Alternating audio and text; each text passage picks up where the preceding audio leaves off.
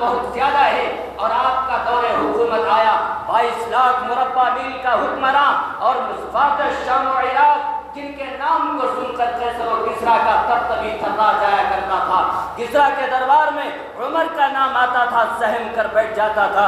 ایسی طاقت کو لبریز کرنے والی حکومت اور خلافت حضرت سیدنا عمر ابن خطاب کی کہ اتنی طاقتور حکومت ہونے کے باوجود بھی کسی بیوہ کے گھر میں پانی بھرتے نظر آتے ہیں، کسی یتیم بچوں کے لیے اپنی کمر پر ساز و سامان بھر کر لے جاتے ہوئے نظر آتے ہیں. جب کبھی بھی حضرت سیدہ عائشہ رضی اللہ عنہا فرماتی ہے وہ لوگ جو مسلمان تھے وہ جہاد میں جاتے تھے دور خلافت امیر المومنین عمر ابن خطاب کے، تو حضرت امیر المومنین ان کے گھر میں ان کے پیچھے جاتے اور ان سے کہتے تمہارے گھر میں تمہارا شوہر نہیں ہے، تمہارے گھر میں تمہارا باپ نہیں ہے، تو آؤ ہم تمہارے لیے کوئی سامان خرید کے لائیں، جو ضروریات ہو وہ ہم زندگی کے ضروریات آپ کے لیے مہیا کریں گے. ایک گھر میں روزانہ فجر کی نماز کے بعد جاتے ہیں کہ پانی بھرنے کا موقع ملے اور جا کر کہتے ہیں اماں گھر سے بالٹی دے کہ تیرے لیے پانی بھر کے لائیں. اندر سے آواز آتی ہے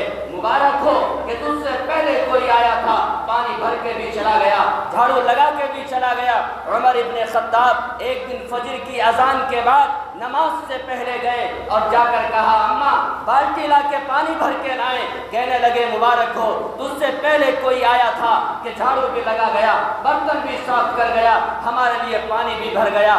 عمر ابن خطاب نے سوچا آخر وہ کون شخص ہے مجھ سے پہلے آ کے گھروں کو صاف کر کے چلا جاتا ہے اور ان کی ضروریات پوری کر کے چلا جاتا ہے. لہذا فجر کی اذان سے بھی ایک دن پہلے گئے اور جا کر گھر کے دروازے پر بیٹھ گئے. دیکھا کہ اذان ہوئی، وہ ایک شخص چادر اوڑھے اور ان کی شکل و صورت چھپی ہوئی گھر سے باہر نکلے. تو پیچھے سے حضرت عمر نے دامن پکڑا اور فرمایا کہ کون ہے کہ ہم یہاں کی نیکیاں لوٹنے آتے ہیں کہ مجھ سے پہلے تو آ جاتا ہے. فرمایا تیرا بھائی ابو بکر ہیں ہم. اس وقت حضرت ابو بکر کا دور خلافت تھی. وہ حکمراں، وہ اقتدار کے پانے والے رعایا کے لیے سوچنے کا مقام رکھتے تھے اور وہ ان کے مصیبت کو اپنی مصیبت سمجھتے تھے اور ان کی آنکھوں میں نیند نہیں آتی تھی جب تک اپنی رعایا اور پبلک کی آنکھوں میں چین اور سکون کی نیند نہ دیکھ لیتے تھے. آپ کو معلوم ہوا گشت کرتے ہوئے رات کا اندھیرا تھا اور دیکھا کہ مکہ مدینے سے باہر ایک خیمہ لگا ہوا ہے اور بچوں کے رونے کی آواز آ رہی ہے. آپ اس خیمے کے پاس پہنچے تو دیکھا کہ 2 یتیم بچے ہیں اور ایک چولہے پر ہانڈی چڑھی ہوئی ہے اور ایک عورت ہے جن کے چہرے پر زار و قطار آنسو ہے اور فزردہ اور غمزدہ ان کے چہرے ہیں اور ہانڈی کو رکھ کے وہ آگ بھی چلاتی جاتی ہے اور پھر اپنی زبان پر لب پوشائی بھی کرتی جاتی ہے.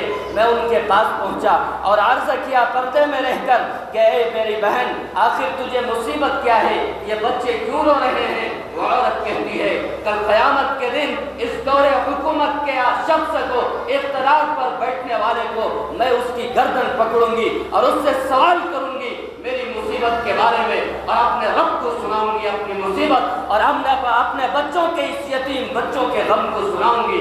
حضرت عمر ابن خطاب کے بارے میں نہیں معلوم تھا کہ یہی امیر المومنین ہے. لہذا امیر المومنین سہمے اور کہنے لگے کہ آخر وجہ کیا ہے کہ اتنے کڑوے لب و لہجے، آپ کی زبان اتنی کڑوی؟ کہنے لگی کہ دیکھو یہ ہانڈی ہے، ان کو کھول کر دیکھا گیا تو دیکھا کہ اس میں چند ککریاں ہیں، چند پتھر ہے جو پک رہے تھے اور آپ کو معلوم ہے کتنا ہی پانی ابل کر سوکھ جائے پتھر کبھی نہیں ابل سکتے اور پتھر کبھی کھانے کی غذا نہیں بن سکتی. لیکن ان بچوں کو تسلی دینے کے لیے اس ماں نے یہ ایک حربہ اپنایا تھا کہ یہ دیکھتے دیکھتے روتے روتے سو جائے گا.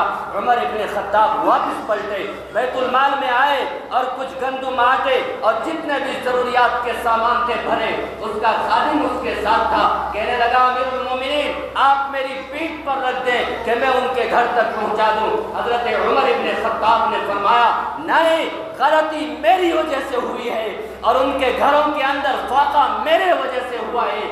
میں اپنی پیٹھ پر یہ بوریاں لاد کر جاؤں گا اور ان کے لیے کھانا بھی بناؤں گا اور اپنی پیٹھ پر لاد کر وقت کا حکمراں 22 لاکھ مربع میل کا حاکم اپنی پیٹھ پر غریبوں کے لیے مال اسباب اور ضروریات کی زندگی کا سامان لے کے جا رہے ہیں.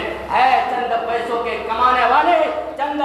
दौलत तुम्हारे पास आ जाए, तुम्हारे नखरे हटते नहीं हटते, तुम्हारा फख्र व नाज ऐसा हो जाता है कि मिस्कीनियत की आवाज़ तेरे कानों में पड़ती है तो तेरे लिए एक गरीब की आवाज़ तेरे लिए मुसीबत बन जाती है, तेरे गले की हड्डी बन जाती है। कभी तू कहता है मेरे दरबार से ये हटता ही नहीं कि इतना देता हूँ कि इसका पेट ही नहीं भरता। तेरी जुबान इतनी बेबाकी और तेरी जुबान के अंदर इतनी जुर्रत, अगर तेरा रब तेरे ऊपर फजल ना करता तो क्या होता? अगर तेरा रब तुझे ताकत ना देता कमाने का तो क्या होता?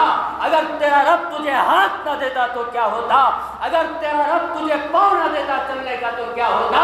अगर ये नेमत अल्लाह ने तुम्हें अता की है तो फिर गरीबों का मसीहा बन और गरीबों का दुख दर्द में शामिल हो जा और गरीबों की हिम्मत बन जा कि वही गरीब तुझे क़यामत में जन्नत में ले जाने के लिए काफ़ी होगा।